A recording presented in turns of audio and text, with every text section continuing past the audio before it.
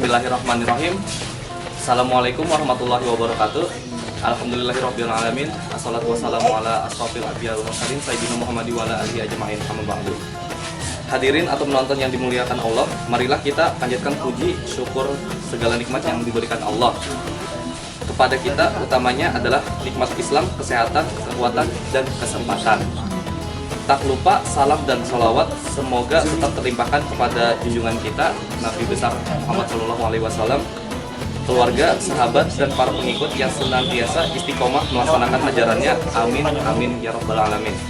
Hadirin yang dirahmati Allah, pada kesempatan ini saya akan menyampaikan kultum yang bertema keutamaan sholat duha. Sholat duha merupakan salah satu sholat sunnah yang sangat dianjurkan oleh Rasulullah SAW. Banyak sekali penjelasan hadis yang menyebutkan berbagai keutamaannya, manfaat, atau keistimewaan sholat duha bagi siapa saja yang melaksanakannya. Keutamaan dan keistimewaan sholat duha menurut beberapa hadis Rasulullah SAW antara lain: 1. Bentuk terima kasih dan rasa syukur kita kepada Allah.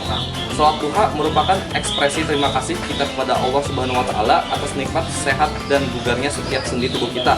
Menurut Rasulullah SAW, setiap sendi di tubuh kita berjumlah 360 sendi yang setiap harinya harus kita beri sedekah sebagai makanannya, dan sholat duha adalah makanan bagi sendi-sendi tersebut. Pada setiap manusia diciptakan 360 sendi, dan seharusnya orang yang bersangkutan, pemilik sendi, bersedekah untuk setiap harinya. Lalu para sahabat bertanya, "Ya Rasulullah SAW, siapa yang sanggup melakukannya?"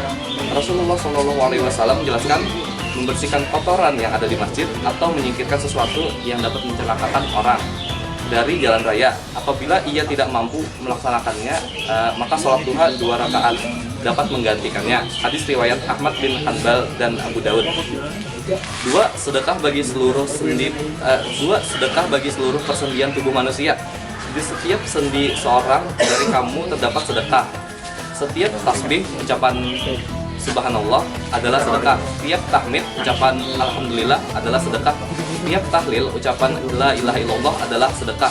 Setiap takbir adalah sedekah. Menyuruh kepada kebaikan adalah sedekah.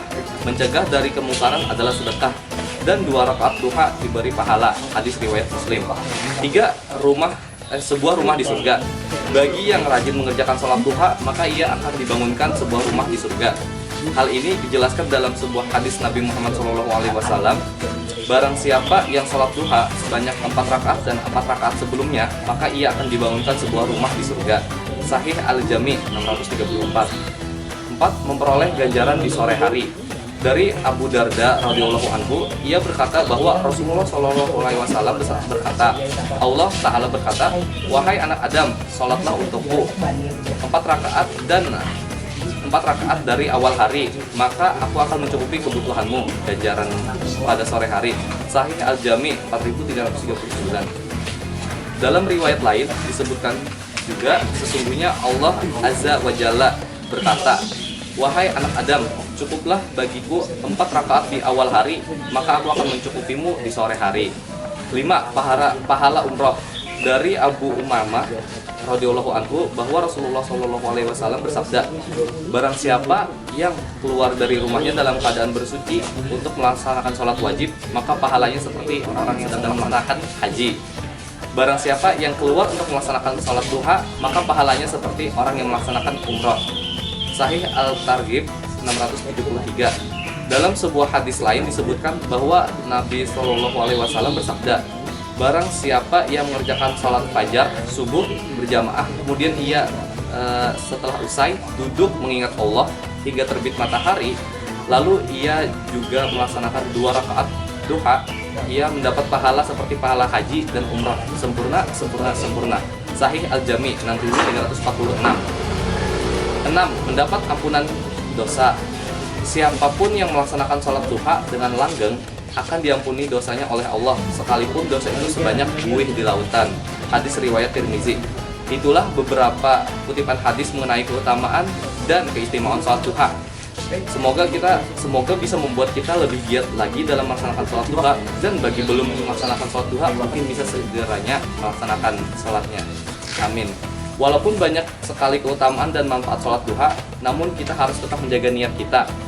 Alangkah baiknya jika kita melakukan dengan ikhlas tanpa pamrih, hanya mengharap ridho dan kasih sayang Allah Subhanahu wa Ta'ala. Demikianlah yang dapat saya sampaikan. Kurang lebihnya mohon dimaafkan. Wassalamualaikum warahmatullahi wabarakatuh.